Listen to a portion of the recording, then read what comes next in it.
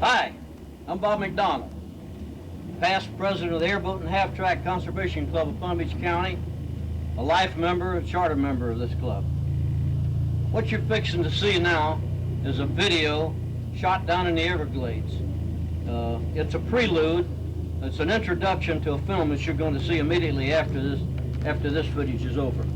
It's called Operation Deer Save. Operation Deer Save is a film that Bob Wilson of Channel 12 made for us during the rainy season of 1966.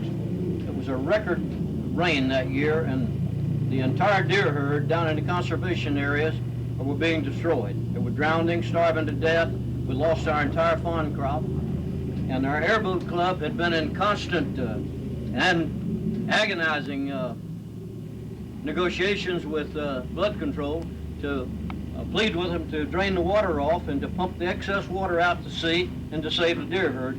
But our pleas fell on deaf ears. Our club became so desperate, in fact, that they sent me to Washington to appear before a congressional committee and to see if we could get the Corps of Engineers, who's the grandfather of the flood control, and see if we could exert pressure on Congress to force them to drain the water off and save the deer herd. Well, we got great support. Senator Muskie, who was a senator from Maine, was chairman of the Rivers and Harbors Committee, and we got great support from Senator Muskie because he aspired to run for president and later did, a couple of years later unsuccessfully. But they gave us great support. When they saw the pictures we had and the briefs that we had, they were as angered as we were about the terrible conditions down there existing.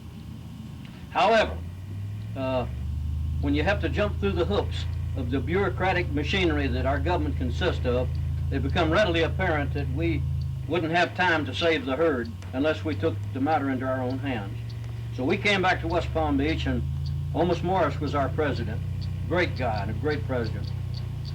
And we went over to Omus's house on Marbell Road, and I said, Omus, let's get a bunch of airboaters and half-tracks, and let's go down to conservation area and save those deer. We'll go catch them in the high water, put them in the boats, take them and put them on half-tracks, and we'll go turn them loose in the dry ground up in the Rotenberg area. Okay? That's what we did. We went to the Game Commission. The Game Commission frowned on it. They wouldn't sanction it. They wouldn't participate with it. So did the flood control. So we took the matter in our own hands.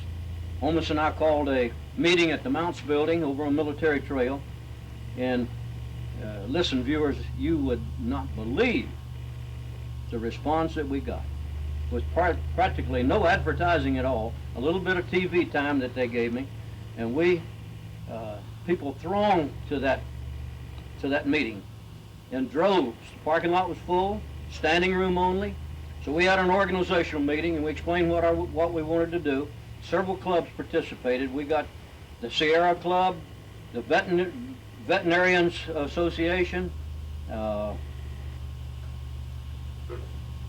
Audubon Society, Animal Rescue League, and many conservation groups, some of them from Dade and Broward County, participated.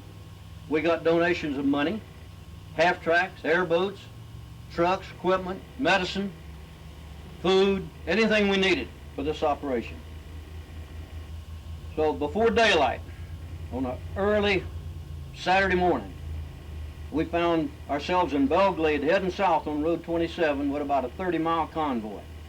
I saw pictures the other day. It reminded me of what about the bandits? Smokey and the Bandits.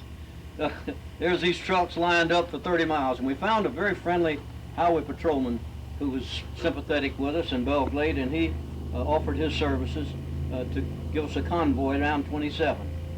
However, when we got to the gate at 27 at Terrytown to turn into the conservation area, guess what happened? Mr. Flood Control was there with a keep out sign. Anticipating this, I had contacted a prominent attorney, Joel Daves, who now sits on the City Commission in West Palm Beach. His name was in this morning's paper, to represent us in case we got in trouble. And Jimmy Wilbur, who was a bails bondman. We had Jimmy standing by with a bond. And fortunately, I just happened to have a full bottle of acetylene and a full bottle of oxygen in the back of my 47 Studebaker truck, and 50 foot of hose with a brand new burning tip on the end. Well, as I uncoiled my hose and approached the lock to burn the lock off with my cutting torch, the guy at the gate said, "Wait a minute." He said, "Ed Dale, my boss, who was the director of the flood control, he said, Ed Dale told me you'd cut the lock, Bob. So come on in, coon dog. Come on in. You don't have to cut the lock." So we went in with this long convoy, and we set up headquarters south of the Rotenberg area, because that's the only piece of land that we could find wide enough to accommodate all of these people and half-tracks and equipment. South of the Rotenberg, just this side of the L8 Canal. Now, I won't go any farther now. You're going to see all this on the film, but I wanted to film this segment down here in conditions reminiscent of Operation Deer Save, so make it more enjoyable for you. So we set up headquarters down there, and you're going to see all this in a few minutes. Okay? Enjoy the film. Roll it.